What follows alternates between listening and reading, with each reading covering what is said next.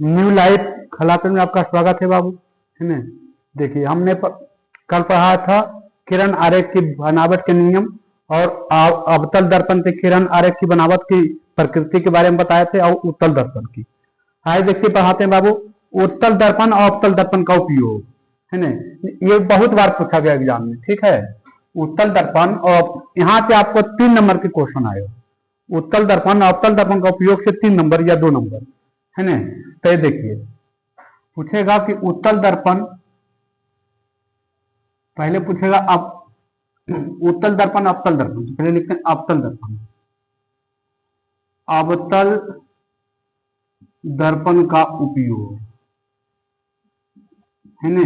अवतल दर्पण का उपयोग देखिए, तो पहला उपयोग कहां करते हैं? नाई के दुकान में, नाई के दुकान में बालून साहब बनाते बाबू, या इसको लिख सकते हैं सैलून में, सैलून में। दूसरा दूसरा उपयोग कहां कर सकते हैं?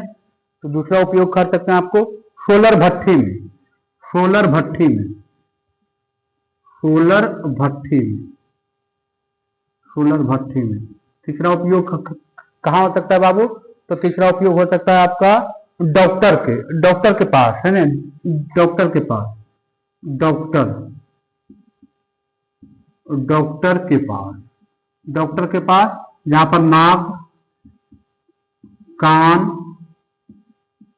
गला इत्यादि के जांच में होता है बाबू। इत्यादि के जांच में देखते हैं तो मशीन के द्वारा देखा जाता है, इत्यादि के जांच में,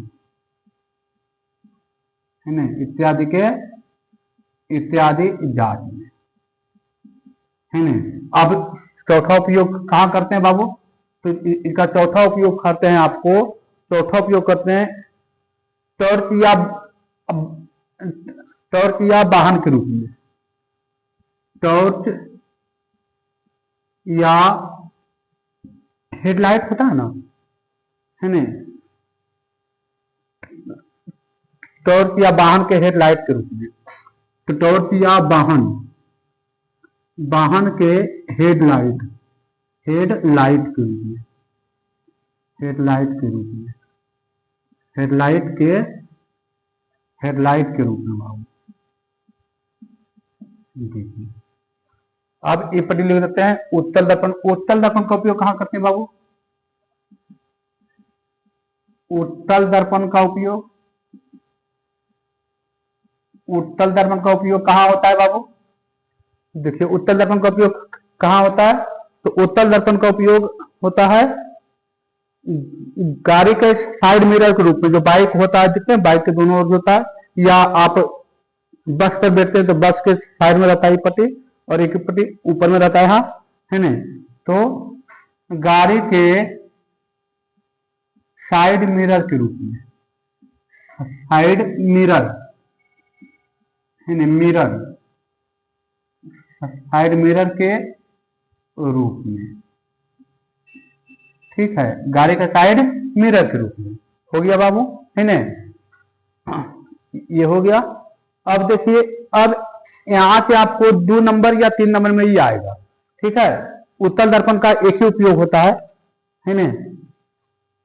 अब देखिए, अब आपको चलते हैं कहा, देखिए एक पूछता है कि चिन्ह परिपाटी के, चिन्ह परिपाटी को लिखिए। एक क्वेश्चन आएगा आपका 3 नंबर में ही आता है ना, 3 नंबर में ही आता है, चिन्ह परिपाटी को लिखें, है ना।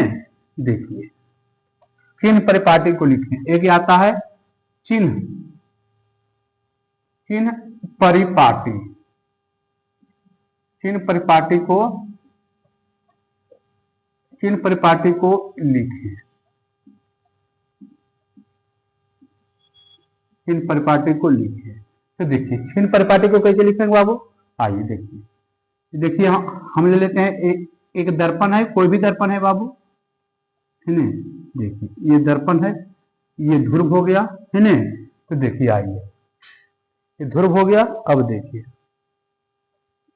है ना, ये ध्रुव हो गया। अब आइए, एक में चिन्ह परिपाटी क्या है? आप जितना भी दूरी नापते हैं, देखिए यही से मापा जाता है। तो लिखेंगे सभी दूरियां ध्रुव से मापी जाती है। पहला पॉइंट, सभी दूरियां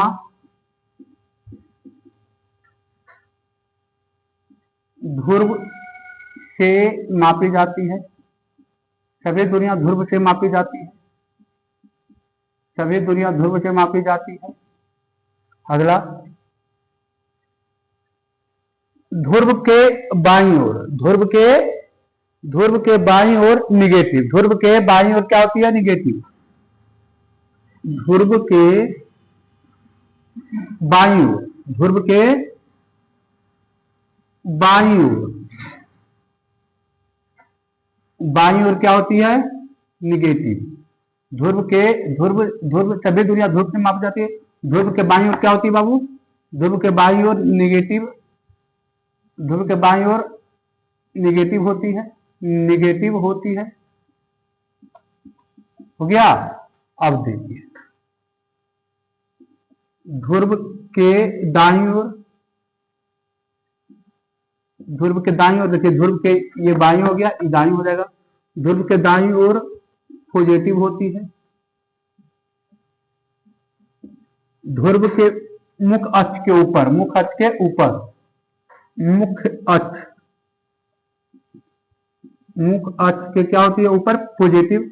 मुख अक्ष के ऊपर, ऊपर पॉजिटिव होती है। क्या होती है बाबू? पॉजिटिव होती है। मुख अक्ष के नीचे क्या होती है? निगेटिव। मुख अक्ष के नीचे निगेटिव होती है। हो गया बाबू, यही तो था और तो था नहीं। ठीक है,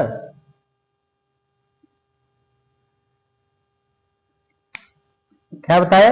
सभी दूरियां किससे मापी जाती है? ध्रुव से मापी जाती है सभी दूरियां। इसी को कहते, देखिए सभी दूरियां कहां से मापी जाती हो? अब देखिए सभी दूरियां ध्रुव से मापी जाती है।